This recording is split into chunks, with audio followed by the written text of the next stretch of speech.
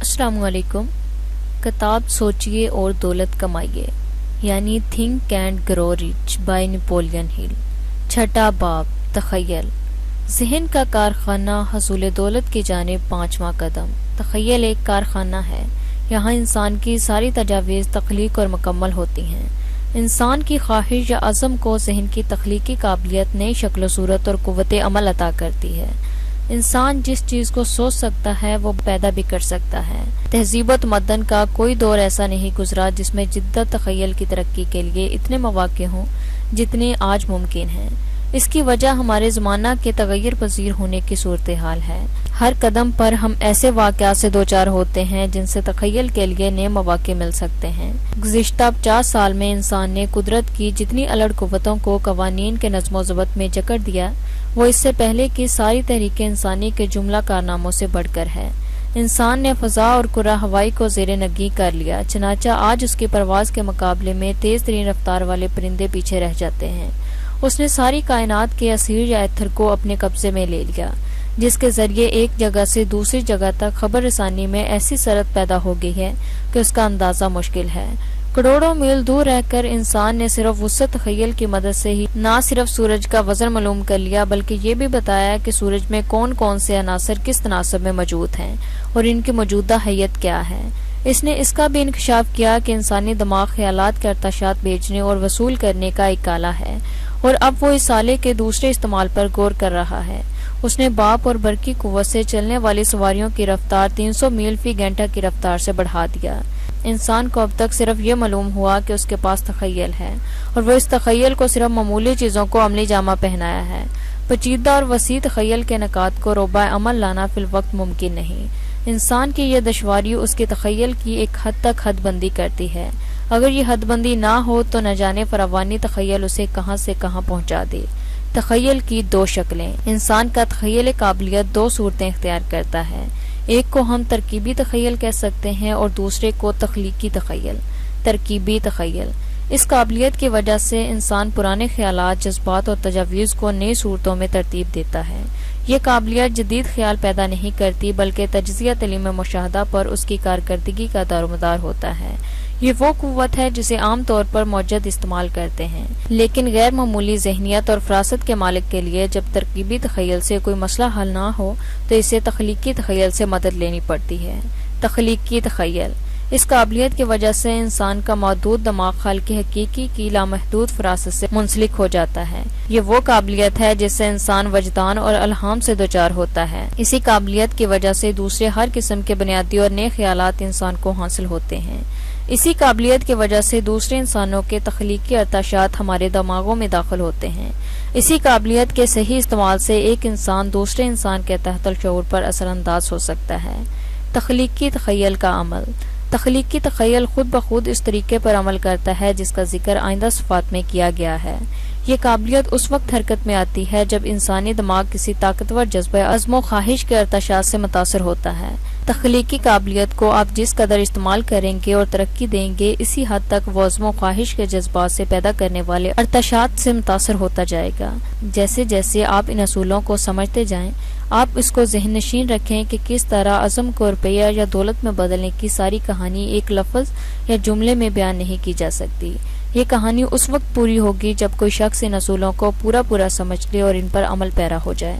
بڑے تاجر، کاروباری اشخاص، صنعت کار، ماہرین مالیات، اداکار، موسیقار، شاعر اور مصنفین اپنے تخلیقی تخیل کو ترقی دینے کی وجہ سے ہی شہرت کے بامی عروج پر پہنچے۔ جس طرح ہمارے جسم کے جوڑ، پٹھے، استعمال اور ورزش سے مضبوط اور توانا ہوتے ہیں، اسی طرح تخلیقی اور ترکیبی تخیل کی ترقی کے لیے اس کا صحیح، مؤثر اور مسلسل استعمال ضروری ہے۔ یہ وہ دار ہے جو زیادہ استعمال سے اور زیادہ تیز ہوتی جاتی ہے۔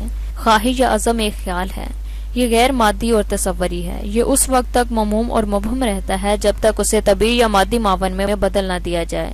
یہاں خواہش، ارادے اور عزم کو دولت کے مادی معاون میں بدلنے کے لیے ہمیں ترکیبی تخیل کو استعمال کرنا پڑتا ہے۔ وہیں ہمیں یہ یاد رکھنا چاہیے کہ ہم ایسے حالات سے دوچار ہوں گے جن میں ہمیں تخلیقی تخیل کو بھی استعمال کرنا پڑے گا۔ ممکن ہے کہ آپ کا تخیل عدم استعمال سے زنگ آلودہ ہو گیا ہو، لیکن یہ زنگ اس کے استعمال سے دور ہو سکتا ہے۔ یہ قابلیت کبھی مردہ نہیں ہوتی۔ گوئی سے استعمال نہ کیا جائے تو یہ ساکن اور ساکت ہو جاتی ہے۔ فی الوقت آپ اپنی توجہ ترکیبی تخیل کی حد تک محدود رکھیں، کیونکہ خواہش اور عزم کو دولت میں بدلنے کے لیے آپ کو زیادہ تر یہی درکار ہوگا۔ عزم و ارادہ کی تشریحات کو صحیح تدابیر اور مناسب لائحہ عمل کے ذریعے ہی مادی دولت میں بدلا جا سکتا ہے۔ ان تدابیر اور تجاویز کی تشکیل جس تخیل کی مدد سے کی جاتی ہے وہ ترکیبی تخیل ہے۔ پہلے آپ ایک بار یہ کتاب پڑھ جائیں، پھر اس باب کو دوبارہ پڑھیں اور اپنے عزم و ارادے کو دولت میں بدلنے کے تخیل کی مدد سے کوئی تجویز یا تجاویز تیار کریں۔ اس کتاب میں کم و بیش ہر باب میں تجاویز کی ترتیب کے متعلق تفصیلی ہدایت دی جاتی ہے۔ اپنی ضروریات کے مطابق آپ ان ہدایت پر عمل پیرا ہوں، اور اگر اب تک آپ اپنی تجاویز کو ضبط تحریر میں نہ لائے ہوں تو آپ ان پر عمل کریں۔ یاد رکھیے، جس لمحے آپ نے ایسا کیا، آپ نے عزم کے ابہام کو حقیقت کا جامہ پہنا دیا۔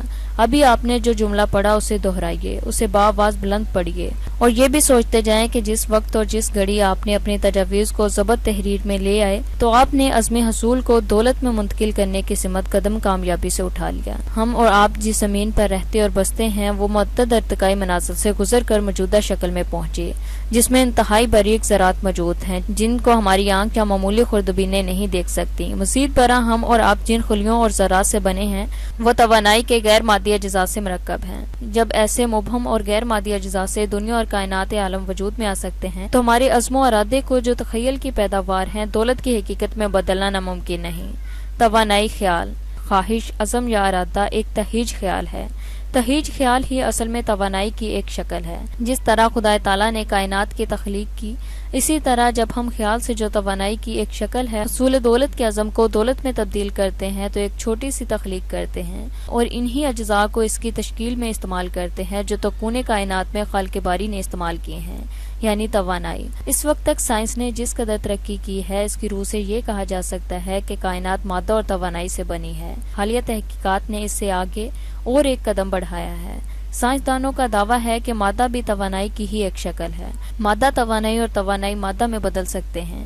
اس سے ہم یہ نتیجہ نکال سکتے ہیں کہ ساری کائنات توانائی ہے، اور یہ ایک توانائی ایک تنظیم کے تحت مادی شکل اختیار کرتی ہے۔ اسی طرح ہمارا خیال اور عزم جو توانائی کی ایک شکل ہے منظم تجاویز کے تحت مادی اور حقیقی دولت میں بدل سکتا ہے۔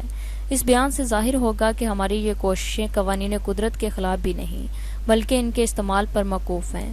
قوانین قدرت کے صحیح اور جائز استعمال سے ہم بے انتہا دولت جمع کر سکتے ہیں، لیکن ہمیں پہلے ان قوانین سے پوری واقفیت ہونی چاہیے۔ اس کتاب میں متعدد جگہ ایک ہی چیز کو دہرا کر جگہ جگہ اصول مقرر کا ادا کرنے کی کوشش کی گئی ہے تاکہ آپ کے ذہن میں وہ راز ہائے بستہ منکشف ہو جائیں جو کامیابی، ترقی اور حصول دولت کے لیے ضروری ہیں۔ حقیقت میں یہ راز نہیں ہے بلکہ خود قدرت نے انہیں اپنے مظہر میں پوشیدہ رکھا ہے، لیکن ہماری آنکھیں ان قوانین کو نہیں دیکھ سکتی۔ نتیجہ یہ ہوتا ہے کہ ہماری ناواقفیت نے ایک فاش چیز کو راز بنا رکھا ہے۔ جب ایک معمولی بے حقیقت خلیہ سے انسان پیدا ہو سکتا ہے تو کیا ہمارے عزم مصمم سے ہم وہ دولت نہیں کما سکتے جس کی ہم نے آرزو کی ہے؟ یہ بھی اتنا ہی اہم معجزہ ہے جتنا انسان کا عالم وجود میں آنا۔ اگر آپ اس باب میں دی ہوئی ساری باتیں واضح طور پر نہ سمجھ سکیں تو آپ ہمت نہ ہاریں۔ پہلی بار میں ساری معلومات کا سمجھ میں آ جانا عام آدمیوں کے لیے جو خود نفسیات کے طالب نہ ہوں دشوار ہے، لیکن جب ایک بار آپ ساری کتاب پڑھ لیں اور جب دوبارہ اس کتاب کا مطالعہ کریں گے تو شاید آپ اس کو پوری طور پر سمجھنے میں دشواری محسوس نہ کریں گے، بلکہ آگے دیے ہوئے اصول تخیل کی حقیقت سے واقفیت حاصل کرنے کے لیے ایک نیا دروازہ کھول دیں گے۔ جب پہلی بار یہ کتاب پڑھیں تو آپ اس کا جس قدر حصہ سمجھ سکیں اس پر توقف کریں، اور دوبارہ جب آپ اسے پڑھیں تو آپ کو معلوم ہوگا کہ آپ میں کچھ ایسی بات پیدا ہو گئی ہے کہ آپ بلا کوشش کے ہر ایک بات آسانی سے سمجھ سکتے ہیں۔ جب تک آپ اس کتاب کو 3 بار نہ پڑھ لیں اس کا مطالعہ جاری رکھیں۔ جب آپ اپنا تیسرا دور ختم کریں گے تو آپ کو معلوم ہوگا کہ یہ کتاب اور کئی بار پڑھنا آپ کے مطالعہ سے یہ محسوس کریں گے یہ کتاب آپ کے پوشیدہ قوتوں کو ابھارنے اور آپ میں خود اعتمادی پیدا کرنے کے لیے ایک پرخلوص دوستانہ کوشش ہے۔ اگر اس میں دی ہوئی ہدایت پر آپ دلچسپی سے عمل کریں گے تو اس کے نتائج سے آپ پر واضح ہوگا کہ آپ نے تھوڑی سی کوشش سے ایک ایسی چیز پیدا کی جس کی قیمت کا اندازہ لگانا مشکل ہے، یا دوسرے الفاظ میں وہ انمول ہے۔ تخیل کو کس طرح عملی استفادہ کے لیے استعمال کیا جا سکتا ہے؟ خیالات دولت کے ابتدائی مرحلہ میں آنے والے خیالات تخیل کی پیداوار ہیں۔ آئیے ہم ایک ایسے خیال کا تجزیہ کریں جس سے بہت زیادہ دولت کمائی گئی تاکہ آپ اسے پڑھ کر استفادہ حاصل کر سکیں کہ آخر کیسے خیال دولت کے حصول کا باعث ہو سکتا ہے یا بنایا جا سکتا ہے۔ اگر میرے پاس $10 لاکھ ہوتے، عزم و قطعیت کلید کی کامیابی کی صداقت ذیل کے قصے سے واضح ہوگی۔ یہ واقعہ مصنف سے مشہور پادری ڈبلیو گنزیلس نے بیان کیا۔ اس پادری نے تعلیم کی تبلیغ کا کام جنوبی چکاگو میں شروع کیا تھا۔ ڈاکٹر گنزیلس ابھی تعلیم ہی پا رہا تھا کہ اسے یہ محسوس ہوا کہ نصاب تعلیم میں ایسی خامیاں ہیں جن کی اصلاح کی جا سکتی ہے، اور اگر وہ کسی تعلیمی ادارے کے صدر ہو جائے تو ضرور اس کی اصلاح کرے گا۔ اس کی دلی تمنا یہ تھی کہ وہ کسی ایسے تعلیمی ادارے کا صدر ہو جہاں نوجوان مرد اور عورت نقائص سے پاک نصاب سے تعلیم حاصل کریں۔ اس نے اپنے ذہن میں یہ پختہ ارادہ کر لیا کہ وہ ایک کالج قائم کرے گا جس میں اس کے خیالات کے مطابق نصاب تعلیم رائج ہوگا اور قدیم اور دیرانہ مقرر طریقوں کی پابندی نہ کی جائے گی۔ اس کام کے لیے $10 لاکھ کی ضرورت تھی۔ اس رقم کے حصول کے لیے کہاں کہاں وہ کوشش کر سکتا تھا، یہ خیال اس نوجوان پادری کے دماغ پر چھایا ہوا تھا۔ ہر شب سوتے وقت وہ اس خیال کو سوچتا رہا۔ صبح اٹھتا تو یہی خیال لے کر اٹھتا، جہاں بھی وہ جاتا یہ خیال اس کے ساتھ جاتا۔ اس نے اس خیال پر اتنا سوچا اور اس میں اتنا کھو گیا کہ اس کے بغیر اس کا جینا مشکل ہو گیا۔ $10 لاکھ معمولی رقم نہ تھی اور وہ اس حقیقت سے نا آشنا نہ تھا، لیکن وہ یہ جانتا تھا کہ انسان اپنے تخیل پر آپ ہی حد عائد کر سکتا ہے۔ ایک فلسفی اور مبلغ ہونے کی وجہ سے ڈاکٹر گنزیلس یہ اچھی طرح جانتا تھا کہ مقصد کی قطعیت ہی کامیابی کا پہلا زینہ ہے۔ اسے یہ بھی معلوم تھا کہ اگر مقصد واقعی قطعی اور حقیقی ہو تو اس کو روبہ عمل لانے کے لیے عزم مصمم ہی سے زندگی بخشی جا سکتی ہے۔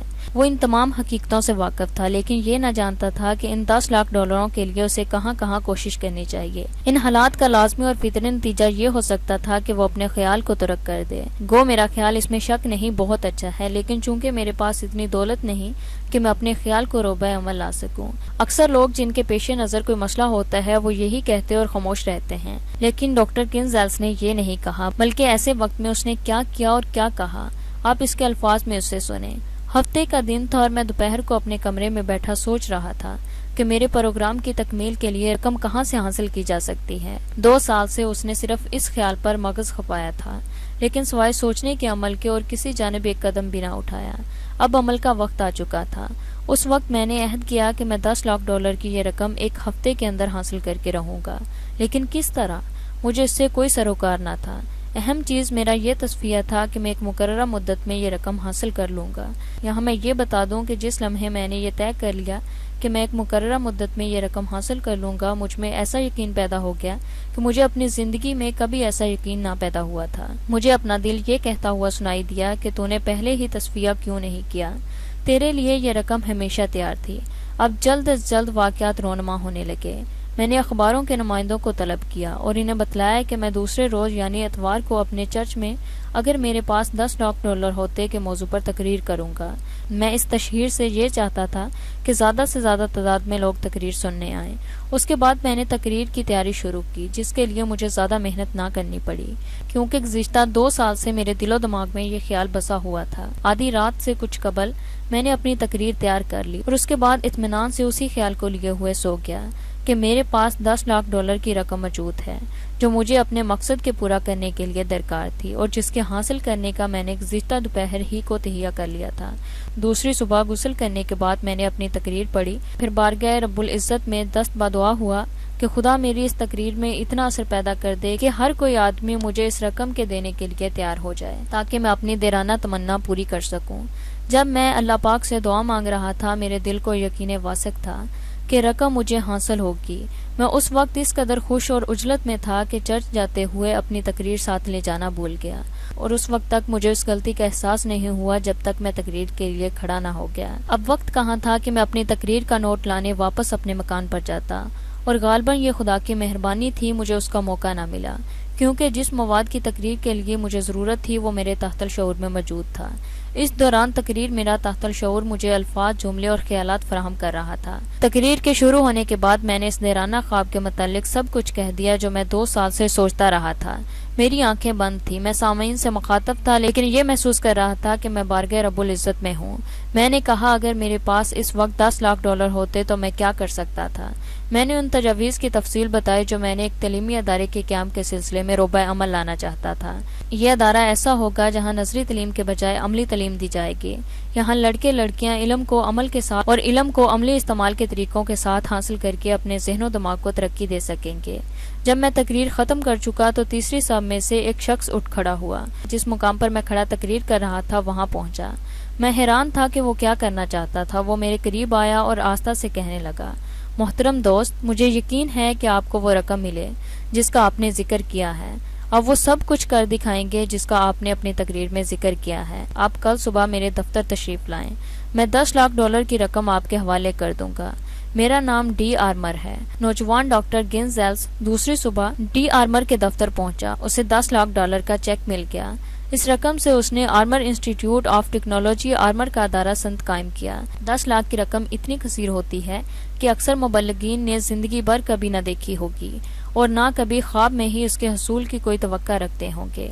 تاہم اس رقم کے حاصل کرنے کا خیال ایک نوجوان پادری کو ایک لمحے کے اندر پیدا ہوا۔ یہ $10 لاکھ کی رقم ایک اور صرف ایک خیال کی قیمت تھی۔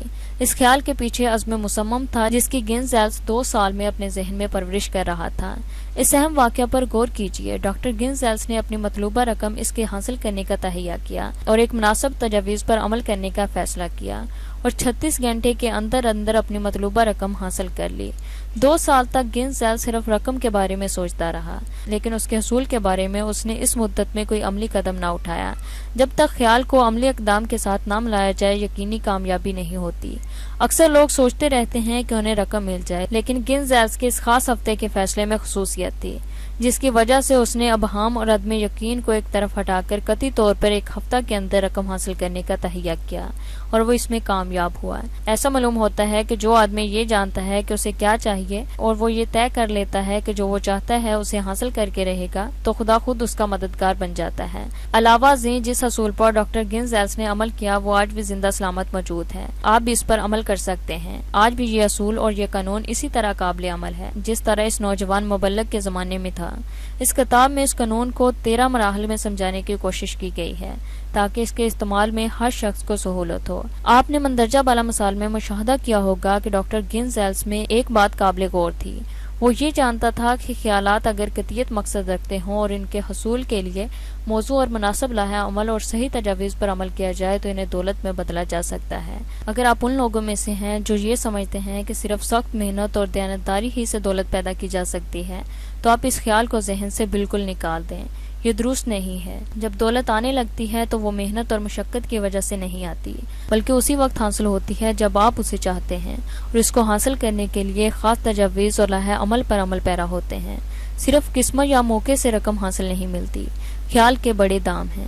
عام لوگ یہ جانتے ہیں کہ خیالات جن سے گرام آیا ہیں، جن کے بڑے دام ہوتے ہیں۔ جو لوگ ان کی اہمیت کو جانتے ہیں انہیں معلوم ہے کہ جہاں سامان فروخت نہیں ہو سکتا، خیالات فروخت ہو سکتے ہیں، اور اس راز سے واقف نہیں وہ معمولی حالات میں پڑے رہتے ہیں۔ اس کتب فروش نے جو سستی کتابیں بیچا کرتا تھا یہ انکشاف کیا کہ لوگ کتابیں اس کے سر ورق اور عنوان کی وجہ سے خریدتے ہیں، اور وہ اس لیے نہیں خریدتے کہ جو کتاب وہ خرید رہے ہیں اس میں کیا ہے۔ اس کا ایک مشہور واقعہ ہے کہ اس نے اس کتاب کا سر ورق اپنے نام بدل کر کوئی 1 لاکھ کاپیاں فروخت کر دیں، جس کی ایک جلد بھی نہ بکی تھی۔ حالانکہ کتاب کے اندر جو کچھ لکھا تھا وہی تھا، اس نے صرف جاذبے نظر ایک سر ورق تیار کیا اور پرانا سر ورق نکال کر اس کی جگہ یہ نیا لگا دیا۔ اس عمل سے کتب فروش نے کتاب نہیں بلکہ خیال فروخت کیا۔ اپنے خیال کی قیمت آپ مقرر کیجیے۔ جیسا کہ پہلے بتایا گیا ہے کہ خیال کی کوئی معیاری قیمت نہیں۔ ہر شخص اپنے خیال کی قیمت خود مقرر کرتا ہے، اور اگر اس میں قابلیت اور اہلیت ہو تو اسے حاصل بھی کرتا ہے۔ سینما کے لیے فلم بنانے کی صنعت سے آج کئی آدمی لاکھ پتی بن چکے ہیں۔ ان میں سے ہر شخص نیا خیال پیش کرنے کے قابل نہ تھا، لیکن ان میں اتنا تخیل تھا کہ وہ اچھے اور سود مند خیال کو اگر کہیں دیکھیں تو اسے پہچان سکتے تھے۔ دنیا میں اور بہت ساری چیزیں ہیں جن میں جدید خیالات کی گنجائش ہے۔ انسان فطرتاً جدت پسند ہے۔ آپ اپنی سوچ، بچار، فکر کو ہمیشہ جدید خیالات کی ترتیب اور ترقی میں لگائے رکھیں۔ کسی نہ کسی وقت آپ کے ذہن میں بھی کوئی ایسا اشوتا خیال آ سکتا ہے جسے آپ اس کتاب میں دیے ہوئے اصولوں پر عمل کر کے دولت میں بدل سکتے ہیں۔ ریڈیو کے پروگراموں کو لیجئے۔